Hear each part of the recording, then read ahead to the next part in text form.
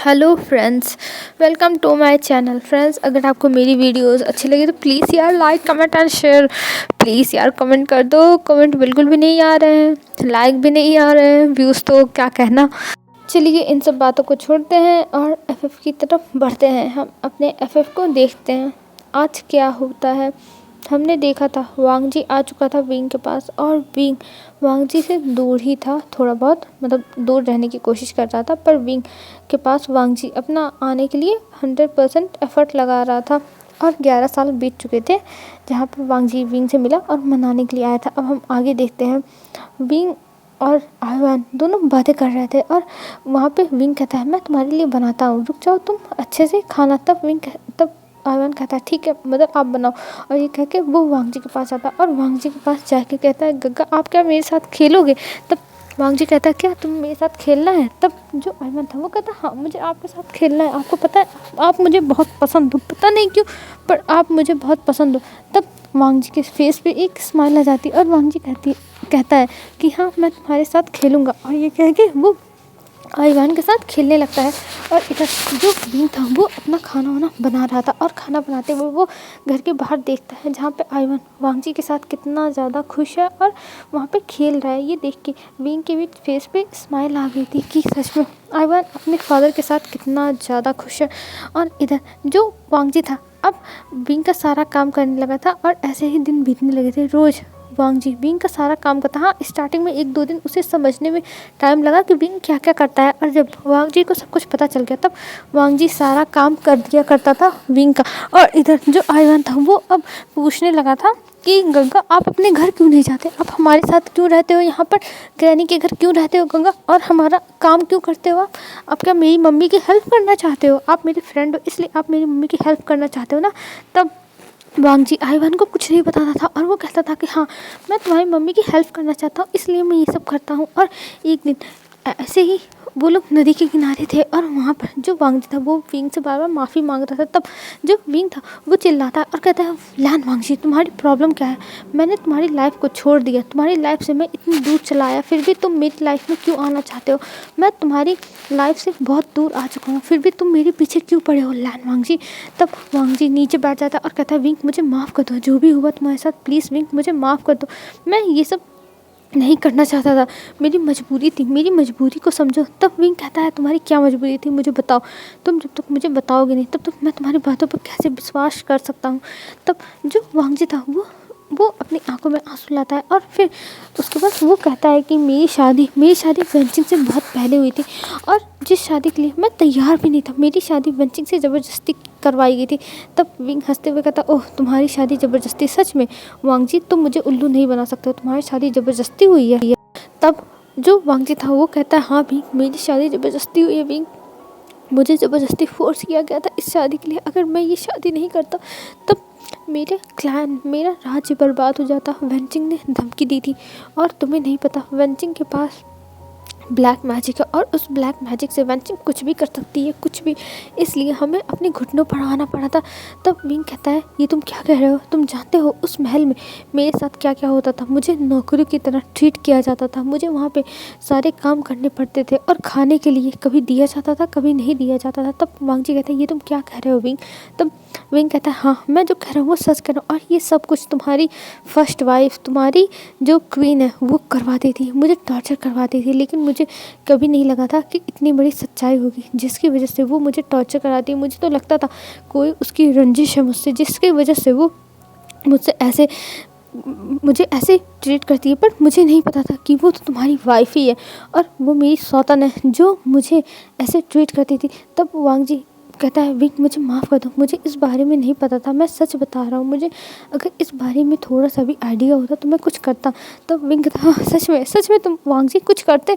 ये मत भूलो कि जब पार्टी थी और जब मुझे सच्चाई पता चली तुम एक बार भी मेरे पास आए, एक बार भी ये कहने के लिए आए कि तुम मेरे साथ हो, तुम मुझे टेंशन लेने की ज़रूरत नहीं है, तुम हमेशा मेरे साथ दोगे, क्या तुमने कभी ये सब कहा। तब वांगजी कहता है मैं जानता हूँ विंग मेरी गलती है, मुझे ये सब नहीं करना चाहिए था, मुझे माफ़ कर दो विंग, सारी की सारी गलती मेरी है और मुझे ये गलती सुधारने का मौका दो विंग।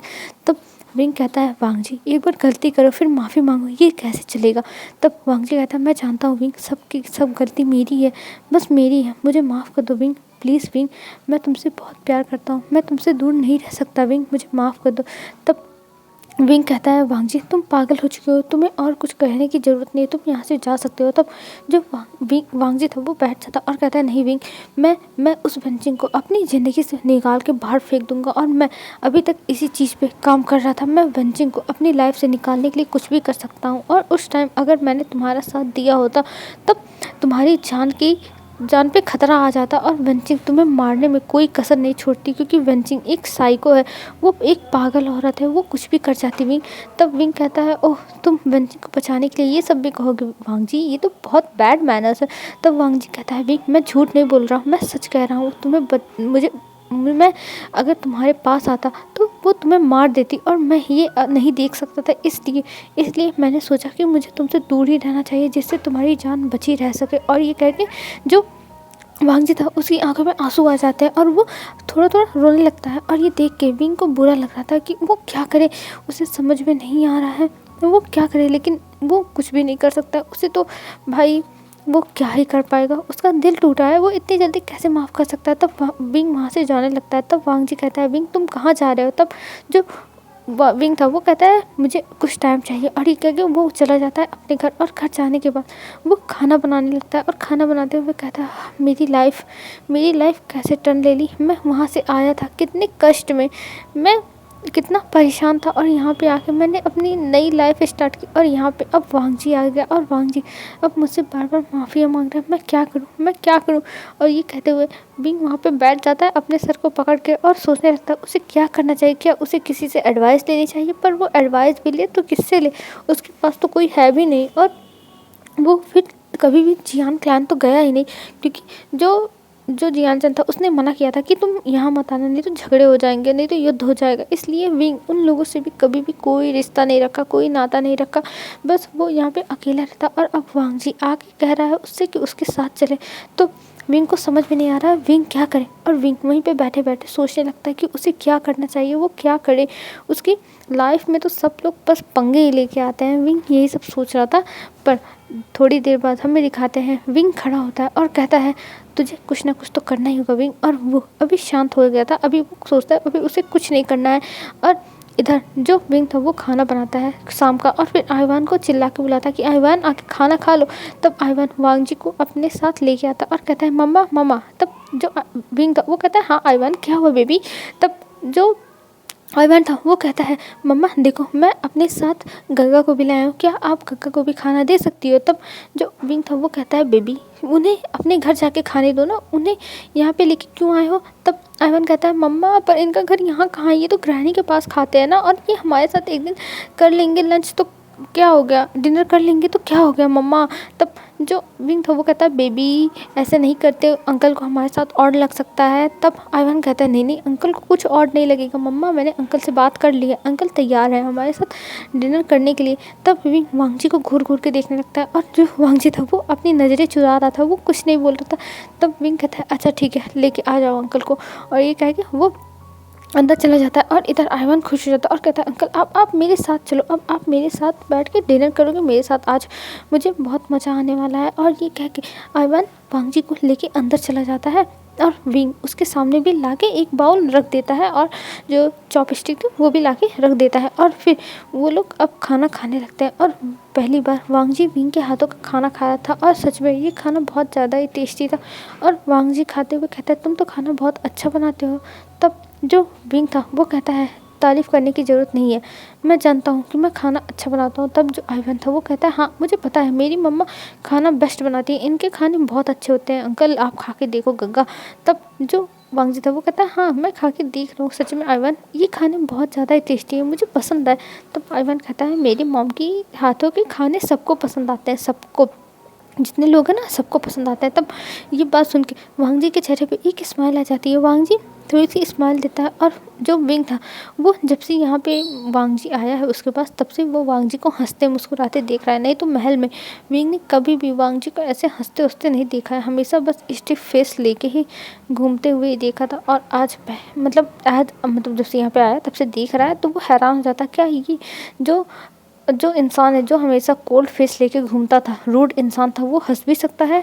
विंग को तो विश्वास ही नहीं होता है कि ये इंसान कभी हंस भी सकता है, पर क्या कर सकते हैं, जो आंखों के सामने दिख रहा है उसी पर विश्वास करना होगा ना। तो इसका मतलब वांग जी हंस ही रहा है। विंग यही सब अपने मन में बस सोचे जा रहा था।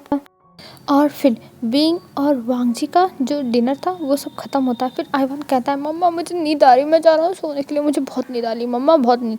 तो विंग कहता है हाँ ठीक है बेबी, मैं तुम जाओ सो जाओ, मैं डिश वॉश करके आता हूँ। और ये कह के विंग सारे डिशेस उठाने लगता है। तब आइवान कहता है नहीं मम्मा आप मेरे साथ चलो, आपको पता है ना कि आपके बिना मुझे नींद नहीं आती, आप चलो, आप बाद में धो लेना। तब विंग कहता है अरे बेबी साफ़ कर लेने दो ना, ये टेबल साफ़ कर लेने दो, फिर उसके बाद मैं चलता हूँ, तुम जाओ अभी। तब जो आइवान था वो कहता नहीं मम्मा चलो। तब जो वांग जी था वो ये सब देख रहा था। तब वांग जी कहता विंग तुम जाओ, मैं इन सबको साफ़ करके रख दूंगा। तब विंग देखता और कहता है कोई ज़रूरत नहीं है आपको करने की, मैं कर लूँगा, ये मेरा काम है, मैं जानता हूँ मेरा काम कैसे करना है।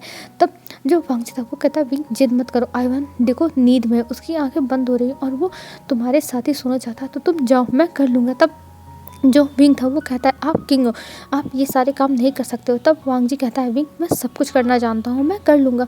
और ये कह के जो विंग था वो सारे जो बर्तन थे उन्हें ले लेता है। विंग नहीं वांग जी ले लेता है और कहता है मैं इन सबको साफ़ करके रख दूंगा। और ये कह के वो विंग को जाने के लिए ज़बरदस्ती करता है। तब विंग कहता है ठीक है पर मेरे बर्तन नहीं टूटने चाहिए, मेरे बर्तन बहुत महंगे हैं। तब वांग जी कहता है हाँ ठीक है मैं संभाल के करूँगा। और ये कह के वो सारे बर्तनों को लेता है और लेके चला जाता है सिंक के पास, जहाँ पे बर्तन धुले जाते थे घर के बाहर, वहाँ पे लेके चला जाता है। और जो विंग था वो वांग जी को देखता है सब कुछ ले जाते हुए और वो शाय करता है। फिर उसके बाद आइवान को कहता है चलो बेबी मैं सुलाता हूँ, तुम बातें समझते नहीं हो, बस तुम अपना दिखाने लगते हो कि तुम्हें ये चाहिए वो चाहिए। तब जो आइवान था वो कहता है मम्मा मैंने कुछ मांगा नहीं, मैंने बस कहा है आप मेरे साथ चलो सोने के लिए, मुझे बहुत नींद आ रही है। तब विंग कहता है हाँ जो भी हो चलो चलो। और ये कह के वो दोनों चले जाते हैं अंदर। और इधर जो विंग था वो आइवान को सुलाने लगता है और वांग जी जाता है, पहले सारे डिशेस वॉश करके रखता है, फिर उसके बाद वो टेबल साफ़ करता है, फिर किचन को साफ़ करता है। और सारा काम करने के बाद वो बाहर आता है और बाहर आने के बाद वो विंग के रूम के गेट के पास जाता है, जहाँ पे देखता है विंग आइवान को थपकी दे दे के सुला रहा है अपने पास, एकदम अपनी बाहों में लेके। और ये देख के वांग जी वहाँ खड़े होके देखने लगता है और कुछ टाइम तक ऐसे ही देखता है और वो थोड़ा सा स्माइल करता है विंग को और आइवान को ऐसे सोते हुए देखकर। और इधर विंग था वो पीछे मुड़ता है और जब देखता है कि वांग जी वहाँ पे खड़ा है, तब विंग पूछता है तुम यहाँ पे क्या कर रहे हो। तब वांग जी कहता है कुछ नहीं। तब विंग कहता है हाँ ठीक है तुम अब जा सकते हो। तब वांग जी कहता है क्या मैं जाऊँ। तब विंग कहता है हाँ तुम जाओ। और ये कह के वहाँ से जाने के लिए कह देता है। और इधर अब विंग सोचने लगा था उसे क्या करना चाहिए, क्या वो वांग जी को माफ़ कर दे। आइवान का फादर है वो, आइवान को भी आखिर में अपने फादर की ज़रूरत है ही। और इतने सालों से वो इतना दूर रहा है वांग जी से, और वांग जी अब आया है उसके पास, अपना एफर्ट लगा रहा है विंग को मनाने में। और विंग पहले इसलिए चला गया था क्योंकि उसे लगा था कि ये उसका एक तरफा प्यार है, पर अब उसे पता चल रहा है कि वांग जी भी उससे प्यार करता है। तो विंग को क्या करना चाहिए, विंग क्या करे, विंग को समझ में नहीं आता। और विंग ये सब सोचते हुए सो जाता है। पर विंग अब अपने मन में एक फ़ैसला कर लिया था कि उसे क्या करना है।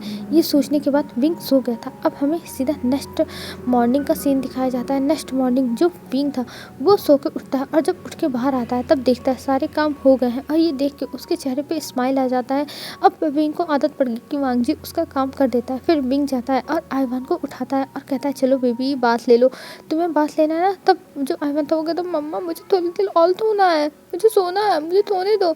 तब जो विंग था वो कहता है बेबी इतने टाइम तक नहीं सोते हैं और चलो मेरे साथ तुम। और ये कह के वो आइवान को भी अपने साथ लेके आता है और उसे बात देता है और अपना भी बात लेता है। और दोनों तैयार होकर बाहर आते हैं। तब देखते हैं कि टेबल पर ब्रेकफास्ट लग चुका है। और ये देख के आयमान के फेस पे स्माइल आ जाता और कहता है हाँ खाना खाना सच में बहुत अच्छा महक आ रहा है। तब जो विंग था वो कहता है हाँ हाँ अच्छे महक आ रहे हैं, चलो मैं तुम्हें खिलाता हूँ। और ये कह के वो एक चेयर पे आयमान को बैठाता है और एक चेयर पे अपने आप को बैठाता है। और फिर उसके बाद वहाँ पे वांगजी भी आ जाता है सूप लेके, और वो बीच में सूप रख देता है और कहता है कि ये लो आयमान, तुम्हारे लिए सब कुछ मैंने बनाया है जो तुम्हारा फेवरेट है, जो तुम कह रहे थे।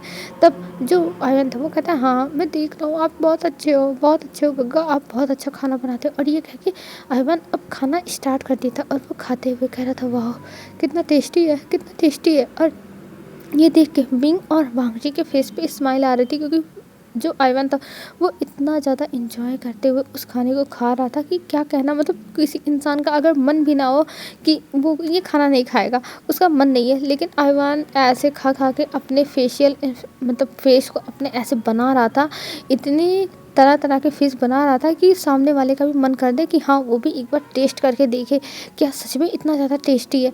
अवन ऐसा ही कर रहा था और ये देख के विंग के फेस पे स्माइल आ गई थी, क्योंकि उसे पता था उसका बच्चा उसी की तरह गया। ऐसे विंग भी तो खाता है, और वांगजी तो शांति से अपना खाता है, वो तो बात ही नहीं करता। पर विंग और जो आयवन है वो एक ही तरह खाते हैं, और फिर विंग भी खाता है और विंग को भी सच में ये खाना अच्छा लगता है। हाँ ये सिंपल था, पर उसे पता चल रहा था कि वांगजी ने उनकी पसंद के हिसाब से बनाने की स्पाइसेस डाल के कोशिश की हैं, तो इसलिए विंग को भी बहुत अच्छा लग रहा था, विंग को भी वार्मथ फीलिंग आ रही थी। और विंग वो खाना खाता है, फिर उसके बाद खाना खाने के बाद वो डिश वॉश करने जा रहा था। तब वांगजी कहता है तुम्हें वॉश करने की कोई ज़रूरत नहीं, मैं कर दूंगा। तब विंग कहता है नहीं, हमने खाना खा लिया है, तुमने खाना बनाया था, अब मुझे धुलना चाहिए और काम बराबर होना चाहिए। और ये कह के वो सारी डिशेस उठाता है और उन्हें धुलने के लिए लेके चला जाता है। और इधर जो आयवन था वो वांगजी से कहता है कि मुझे आपके साथ खेलना है, और ये कह के वो वांगजी का हाथ पकड़ता है और उसे लेके जाता है अपने साथ खेलने के लिए। और जो वांगजी थे और आयवान थे वो खेल रहे थे, और ऐसे ही अब 2 हफ्ते हो चुके थे, 2 से 3 हफ्ते हो चुके थे, और इतने दिनों में जो विंग था उसका भी दिल पिघलने लगा था वांगजी के लिए, और वो सोच रहा था कि उसे माफ़ कर देना चाहिए, उसे माफ़ कर देना चाहिए। फिर ऐसे एक दिन विंग बैठा हुआ था और वहाँ पे वांगजी को लेट हो गया था, वांगजी गया था जड़ी बूटियाँ लाने के लिए, और वो अब अभी तक नहीं आया था। और ये देख के विंग को बहुत ज़्यादा टेंशन हो रही थी, वो वांगजी के बारे में सोच रहा था क्या वांगजी को कुछ हो तो नहीं, क्या वांगजी कहीं किसी मुसीबत में तो नहीं है। बस विंग के मन में यही सब चल रहा था, पर विंग को समझ में नहीं आता कि विंग क्या करे। और फिर विंग डिसाइड करता है कि उसे जाके देखना होगा कि आखिर में वांगजी कहाँ है। वो ऐसे थोड़ी ना हाथ पे हाथ रख के बैठ सकता है, अगर वांगजी को कुछ हो गया तो विंग क्या करेगा। और ये सब सोचते हुए विंग उठता है और कहता है मुझे जाना होगा, मुझे जाके देखना होगा, नहीं तो अगर वांगजी को कुछ हो गया तो मैं क्या करूँगा, मैं तो बर्बाद हो जाऊँगा। और ये कह के वो जाने लगता है, और तभी दिखाते हैं कि वांगजी दूसरी तरफ से आ रहा था और उसकी हालत ठीक नहीं थी, मतलब पूरे शरीर पे मिट्टी उट्टी लगी हुई थी। ये देखने के बाद विंग जल्दी से दौड़ के उसके पास जाता है और उसे पकड़ लेता है और कहता है वांगजी वांगजी तुम ठीक तो हो ना वांगजी। तब वांगजी उसे देख के कहता है हाँ हाँ विंग मैं ठीक हूँ, मैं ठीक हूँ, बस थोड़ी सी चोट लगी है। और ये कह के वो अपने पैर को पकड़ लेता है। तब विंग हड़बड़ा जाता है और वो तुरंत पकड़ के वांगजी को अपने घर पे लाता है और उसे बेड पे बैठा के कहता है मुझे दिखाओ अपनी चोट। तब वांगजी कहता है नहीं नहीं विंग कोई जरूरत नहीं, मैं ठीक हूँ। तब विंग कहता है तुम पागल हो गए हो क्या, तुम मुझे दिखाओ। और ये कह के वो देखने लगता है वांगजी की चोट, और जब वांगजी की चोट देखता है तब वहाँ पे चोट लगी हुई थी थोड़ी सी और वहाँ से ब्लड आ रहा था। ये देख के विंग को बहुत बुरा लगता है और विंग तुरंत जाता है अपने पास से कुछ जड़ी बूटियाँ लाता है और उन जड़ी बूटियों को ला के वो जल्दी से वांगजी के पैर पे साफ करके लगाने लगता है और कहता है वांगजी तुम टेंशन मत लो, तुम ठीक हो जाओगे वांगजी। तब वांगजी कहता है विंग तुम टेंशन मत लो, ये ज़्यादा बड़ा चोट नहीं है, सब ठीक है।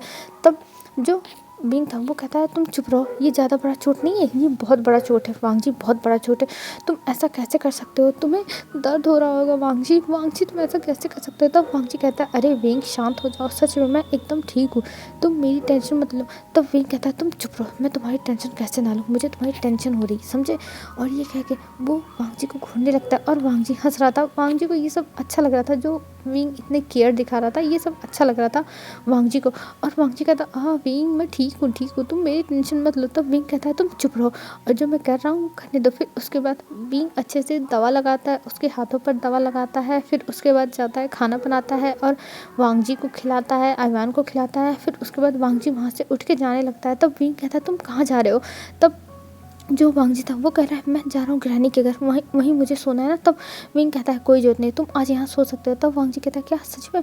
तब विंग कहता है हाँ, क्या मैं झूठ बोल रहा हूँ? तुम आज यहाँ पे सो सकते हो। और ये कह के उसे सोने के लिए वहीं पे कह देता है। तब वांगजी तो खुशी खुशी भाई अपने ऊपर कंबल डाल के सो जाता है, वो तो खुश हो गया था।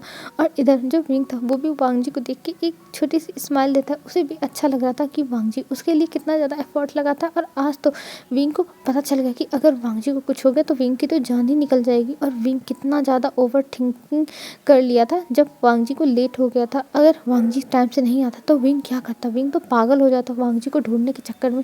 और ये सब सोचते हुए वो विंग में बीच में आयवान को सुलाता है, एक किनारे अपना सोता है, एक किनारे जो वांगजी था वो था। और रात में जब वांगजी सो गया था तब विंग उसका हाथ पकड़ लेता और कहता है वांगजी मैं तुम्हें कभी नहीं छोड़ना चाहता था, कभी भी नहीं, पर मुझे वहाँ से आना पड़ा क्योंकि मैं तुम्हें किसी और के साथ नहीं बांट सकता था, किसी और के साथ नहीं देख सकता था। और ये सब मुझे सहन नहीं होता। और मुझे लगा था कि मेरा प्यार एक तरफा है, इसलिए मैंने तुम्हें छोड़ दिया, तुम्हें जाने दिया। पर तुम इतना एफर्ट लगा रहे हो मुझे मनाने में, मुझे ये सब पता नहीं क्यों बहुत अच्छा लग रहा है, बहुत ज़्यादा ही। और मैं तुमसे बहुत प्यार करता हूँ वांगजी, बहुत प्यार करता हूँ। और मैं तुम्हारे साथ रहने के लिए कुछ भी कर जाऊँगा, कुछ भी। और ये कह के वो एक स्माइल देता है वांगजी की तरफ और फिर सो जाता है। और जब विंग सो जाता है तब वांगजी अपनी आंखें खोलता है। और वांगजी अभी तक सोया नहीं था, वो जगा हुआ था। वो देखने लगता है विंग को और उसके चेहरे पे स्माइल आ जाती है। वो समझ जाता है कि जो विंग है वो भी उससे प्यार करता है, पर विंग बता नहीं रहा है। वो उसे पता चल गया आज कि विंग उससे प्यार करता है। अपने दिल के जो सारे दरवाजे विंग बंद कर चुका है वांगजी के लिए, वो सारे दरवाजे अब धीरे धीरे खोल देगा विंग। और ये सब सोचते हुए वांगजी के फेस पे एक स्माइल था और वांगजी उसका हाथ और टाइटली पकड़ लेता है और फिर सो जाता है। अब हमें दिखाते हैं मॉर्निंग का सीन। मॉर्निंग में वांगजी और विंग एक साथ उठते हैं और आज का दिन थोड़ा अलग था, थोड़ा क्या बहुत ज़्यादा अलग था, क्योंकि आज वांगजी और विंग एक दूसरे के साथ बहुत ज़्यादा ही खुश थे। दोनों अब एक साथ रह रहे थे और रहते हुए उन्हें बहुत अच्छा लग रहा था। मतलब जैसे अब लग रहा था कि हाँ ये दोनों कपल है, ऐसी वाली फीलिंग आ रही थी उन दोनों के पास से। और हमें सीन शिफ्ट करके दिखाया जाता है लैन राज्य का सीन। लैन राज्य में जो वेंचन थी वो अपने रूम में सामान पटक रही थी और पागल हो रही थी। उसे गुस्सा आ रहा था कि आखिर में वो लैन वांगजी कहाँ चला गया, वो आखिर में घर क्यों नहीं आ रहा है। वेंचन का दिमाग फटा जा रहा था गुस्से में। अब वो कह रही थी बस वांगजी एक बार तुम वापस आ जाओ, फिर मैं तुम्हें बताती हूँ तुम्हारी क्या औकात है, तुमने ऐसा कैसे कर दिया वांगजी, मैं तुम्हें नहीं छोड़ूंगी। और ये कह के वेंचिंग बहुत ज़्यादा ही गुस्सा कर रही थी। और वहाँ पे जो लैन कुरान थे और जो शिचान थे वो दोनों खड़े थे और वेंचिंग चिल्ला रही थी कि क्या आप दोनों अभी तक पता नहीं लगा पा रहे हो कि वांगजी कहाँ गया, मुझे जल्द से जल्द पता लगा के बताइए कि आखिर में वांगजी कहाँ है, मुझे वांगजी के बारे में हर हालत में जानना है। तब जो लैन शिचान थे वो कहते हैं पर हमें वांगजी के बारे में कुछ भी पता नहीं चल रहा है, हम वांगजी को इतने दिनों से ढूंढने की कोशिश कर रहे हैं, हमें कुछ भी पता नहीं चल रहा है। तब जो वेंचिंग थी वो कहती है अगर वांगजी नहीं मिला तो मुझसे बुरा कोई नहीं होगा, कोई नहीं, और वांगजी को ढूंढ के जल्द से जल्द मेरे सामने लेके आओ। और अगर वांगजी मेरे सामने नहीं आया तो आप दोनों सजा के लिए तैयार रहिएगा। और ये कह के वो उन दोनों को वहाँ से जाने के लिए कह देती है। तब शिचान और कुरान दोनों बाहर आ जाते हैं और कुरान कहते हैं आखिर में वांगजी कहाँ गया, वांगजी कहाँ चला गया हमें मुसीबत में छोड़कर, वो ऐसे कैसे जा सकता है। तब जो लैन शिचान थे वो कहते अंकल वांगजी मजबूरी में गया होगा, कहीं होगा, फंस गया होगा, हम इसमें कुछ नहीं कर सकते हैं और हम वांगजी को बस ढूंढ सकते हैं और कुछ नहीं कर सकते। तब कुरान कहते हैं हाँ ये तो मैं भी जानता हूँ कि हम बस वांगजी को ढूंढने के सिवा और कुछ नहीं कर सकते हैं। और ये कह के जो कुरान थे वो वहाँ से चले जाते हैं और इधर जो शिचान थे वो सोचते लगते हैं कि आखिर में वांगजी गया तो गया काम, उन्हें वांगजी को ढूंढना होगा, अगर वांगजी नहीं मिला तो दिक्कत हो जाएगी। और ये सोचते हुए जो कुरान थे जो शिचान थे वो भी अपने रूम में चले जाते हैं। और इधर हमें दिखाते हैं वांगजी की तो लाइफ तो एकदम मस्त कट रही थी और वांगजी बार बार अब विंग से कह रहा था कि उसे महल में वांगजी के साथ चलना चाहिए। अब विंग उसे जो भी उसका सम्मान है सब कुछ दिलाएगा। तब विंग कहता है नहीं उसे नहीं जाना, उसे उस महल में जाना ही नहीं, वो यहाँ पे एक आम आदमी की तरह अपनी ज़िंदगी जी के बहुत ज़्यादा खुश है और उसे अपनी लाइफ में कुछ नहीं चाहिए। और जो वांगजी था वो विंग को बहुत ज़्यादा समझाने की कोशिश कर रहा था पर विंग मानने की तैयारी नहीं था। वो बार बार यही कह रहा था कि वो यहाँ पे खुश है और उसे कुछ नहीं चाहिए लाइफ में, बस वो यहीं पर रहना चाहता है। और इस चीज़ को वांग जी को मानना भी पड़ा था, क्योंकि वो विंग को नाराज़ नहीं कर सकता। अगर वो विंग को नाराज़ करेगा तो विंग कहीं फिर से उसके साथ कहीं मतलब उससे दूर हो गया तो वांग जी क्या करेगा। इसलिए वांग जी कुछ नहीं बोलता है, वो कहता है ठीक है विंग, जो तुम चाहो वही होगा और मैं इस बारे में तुमसे कुछ नहीं कहूँगा। तब जो विंग था वो कहता हाँ तुम्हारे लिए यही बेहतर होगा। और ये कह के वो दोनों अब साथ में रहने चुके थे और ऐसे ही रहते हुए 2 महीने हो चुके थे और 2 महीने से वांग जी का कुछ भी पता नहीं था, कुछ भी नहीं। और वेनचिंग और भी ज़्यादा गुस्सा किए जा रही थी लान सिचान और लान कुनान पे।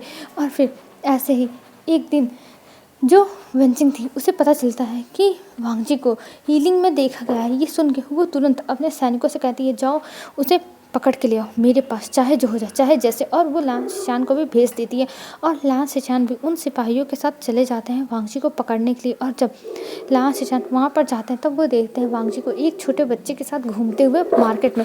और ये देखने के बाद वो तुरंत वहाँ पर जाते हैं और कहते हैं वांग जी तुम इतने टाइम से कहाँ थे वांग जी, हम तुम्हें पता है कितना ढूंढ रहे थे, हमें तुम्हारी कितनी टेंशन हो रही है। तब वांग जी कहता है गग्गा आप यहाँ क्या कर रहे हो, आपको यहाँ नहीं आना चाहिए था।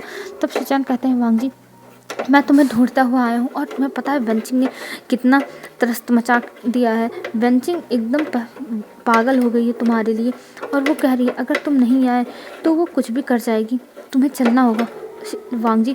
तब वांग जी कहता है गग्गा अब मैं वहाँ पे कभी नहीं जाऊँगा, अब मेरी फैमिली है और मैं अपनी फैमिली के साथ बहुत खुश हूँ, मैं वहाँ पर नहीं जाऊँगा गग्गा। तब सिचान कहते हैं पर वांग जी तुम्हें जाना होगा, तुम ऐसा कैसे कर सकते हो, तुम ऐसे नहीं आ सकते हो वांग जी, तुम वहाँ के किंग हो और तुम्हें अपनी जो रिस्पॉन्सिबिलिटी है उसे निभानी होगी। तब वांग जी कहता है नहीं गग्गा अब मैं एक बच्चे का पिता हूँ और मेरी वाइफ है तो मैं अब उनकी जिम्मेदारियाँ लेना चाहता हूँ, ना कि राज की जिम्मेदारियाँ। मैंने राज की जिम्मेदारियाँ बहुत निभाई हैं और आपको तो पता ही है कि सब कुछ वेनचिंग ही करती है, तो वेनचिंग निभा लेगी, आप उसकी टेंशन मत लीजिए। तब जो कुरान थे सिचान थे वो कहते हैं कि वांग जी वेनचिंग सब कुछ बर्बाद कर रही है, वेनचिंग एकदम पागल हो चुकी है और अगर तुम नहीं गए तो पूरे राज्य वालों को बहुत ज़्यादा ही कष्ट देगी, तो तुम्हें चलना होगा। तब वांग जी कैसे नहीं काका मैं नहीं आऊँगा। और ये कह के वो अपने घर की तरफ जाने लगता है जो ईलिंग था वहाँ पे, और वहाँ पे वो अपने घर में चला जाता है और उसके पीछे पीछे सिचान भी पहुँच जाते हैं। और सिचान जब वहाँ पहुँचते हैं तो वो विंग को देखते हैं और फिर विंग के पास जाता है और विंग कहता है गग्गा आप यहाँ। तब जो सिचान थे वो सब कुछ बताने लगते हैं कि आखिर में क्या बात है। तब विंग कहता है गग्गा इस बारे में मैं कुछ नहीं कर सकता, ये डिसीजन वांग जी का होगा और जहाँ तक मेरे जाने का बात है तो मैं नहीं जाऊँगा। और ये कह के विंग वहाँ से अपने घर में जाने लगता है। तब सिचान कहते हैं विंग मेरी बातों को समझो, अगर वांग जी नहीं गया तो पूरे राज्य के लोग बर्बाद हो जाएंगे, वेनचिंग सबको बर्बाद कर देगी, विंग मेरी बातों को समझो। तब विंग कहता है गग्गा मेरा उस राज्य से कोई मतलब नहीं और अगर वांग जी जाना चाहे तो वो जा सकता है, मैं उसे कभी नहीं रोकूंगा। और ये कह के विंग अंदर जाने लगता है। तब सिचान कहते हैं विंग जो कर सकते हो वो तुम ही कर सकते हो और कोई नहीं कर सकता है, प्लीज़ समझने की बात कोशिश करो। तब जो विंग था वो कहता है नहीं गग्गा मुझे इन सब मामलों में नहीं पढ़ना, मैं इन सब मामलों में बहुत पहले ही पढ़ के अपनी लाइफ को बर्बाद कर चुका हूँ, अब मुझे अपनी लाइफ को बर्बाद नहीं करना है। और ये कह के वो भी डोर क्लोज कर देता है। और सिचान अब वहाँ पे खड़े रहते हैं, वो सोचते हैं कि उन्हें चाहे जैसे विंग और वांग जी को वहाँ चलने के लिए मनाना ही होगा, चाहे जैसे मनाना होगा। पर वो वहाँ पे कुछ टाइम तक खड़े रहते हैं, ना विंग बाहर आता है ना वांग जी। और ये देख के वो निराश हो जाते हैं और वो फिर लौट जाते हैं अपने महल की तरफ। और जब वहाँ जाते हैं तब वहाँ पर वेनचिंग उनके सामने आ जाती है। और जब वेनचिंग कहती है वांग जी कहाँ है, मुझे वांग जी से मिलना है, जल्दी बताओ वांग जी आया कि नहीं। तब सिचान अपना सर नीचे करते हुए कहते हैं नहीं वांग जी नहीं आया, वांग जी ने आने से मना कर दिया। तब वेनचिंग गुस्से में हो जाती है और कहती है आखिर में वेनचिंग कहती है आखिर में वांग जी क्यों नहीं आया, वांग जी ऐसा कैसे कर सकता है, वांग जी को मेरे सामने ले आओ, चाहे जैसे वांग जी मेरे सामने होना चाहिए और मैं वांग जी को अपने सामने चाहती हूँ। और ये कह के वेनचिंग चिल्लाने लगती है। तब जो सिचान थे वो कहते हैं देखो वेनचिंग वांग जी आने वाला नहीं है, वांग जी ने मना कर दिया और वो अपने हस्बैंड के साथ और बच्चे के साथ बहुत ज़्यादा ही खुश है। तब वेनचिंग कहती है क्या हस्बैंड, कौन सा हस्बैंड। तब जो सिचान थे वो बताते हैं कि बिंग मिल गया है वांग जी को और वांग जी अब उसी के साथ रहना चाहता है। तब वेनचिंग कहती है ठीक है वो उसके साथ रहना चाहता है ना, लेकिन उसे ये राज्य नहीं मिलेगा। तब जो लान सिचान थे वो कहते हैं कि वांग जी ने सीधे मना कर दिया, उसे ये सब नहीं चाहिए, उसे राजपाट नहीं चाहिए, वो बस विंग के साथ रहना चाहता है। और ये सुन के वेनचिंग का तो और दिमाग खराब हो जाता है, वो पहले राज का ही धमकी दे के वांग जी को अपने पास रखती थी, पर अब वांग जी को यही सब नहीं चाहिए। तो वो क्या करेगी ये सोच रही थी वंचिंग। और वंचिंग कहती है नहीं, वांगजी ऐसा नहीं कर सकता, वांगजी को आना होगा, अगर वांगजी नहीं आया तो मैं सबको बर्बाद कर दूंगी, सबको चाहे जो हो जाए। और ये कह के वो और भी तेज तेज से चिल्लाने लगती है और फिर सबको राज्यसभा में आने के लिए कहती है और सबको राज्यसभा में बुलाती है और कहती है कि मैं आप लोगों से कुछ कहना चाहती हूँ। तब जो वहाँ पे मंत्री थे वो सब लोग वंचिंग से डरते थे और सब लोग बस चुपचाप उसकी बातें सुन रहे थे। वो लोग कुछ नहीं बोल सकते वंचिंग सामने, जो वंचिंग का डिसीजन होगा वही होता हुआ आया है और वही होगा, ये सोचती है। और सब लोग उसकी बातें सुनने लगते हैं। और तब वंचिंग कहती है वांगजी को एक ओमेगा ने अपनी जाल में फंसा लिया है जिसको हमें बचाना होगा। और जो वांगजी है वो अपने बच्चे के साथ रह रहा है, पर वो बच्चा उसका हो नहीं सकता है क्योंकि विंग 11 साल पहले जा चुका है और हमें पता नहीं कि वो उसका बच्चा है कि नहीं। तो इसका मतलब ये है कि वो किसी और का बच्चा है। और मतलब ऐसे ही कई चीज़ें कहती है। तब सब लोग उसके बातों में आने लगते हैं और कहते हैं क्या सच में ऐसा हो सकता है। और सब लोग अब उस बारे में बातें करने लगते हैं। पर वंचिंग यहाँ पे कुछ भी साफ साफ नहीं बताती है, बस ऐसे ही सबको कन्फ्यूजन में छोड़ देती है कि सब लोग कन्फ्यूज होते रहो, उसे बस अपना काम निकलवाना है, इस हिसाब से वो बता रही थी। और हेलो फ्रेंड्स, आज के लिए बस इतना ही। अब हम कल देखते हैं कल क्या क्या वंचिंग कह के भड़काती है सबको। तो आज के लिए बस इतना ही फ्रेंड्स। बाय बाय फ्रेंड्स, कल मिलते हैं एक न्यू वीडियो में। आप लोग अच्छे से रहना, अपना ध्यान रखना। Bye bye.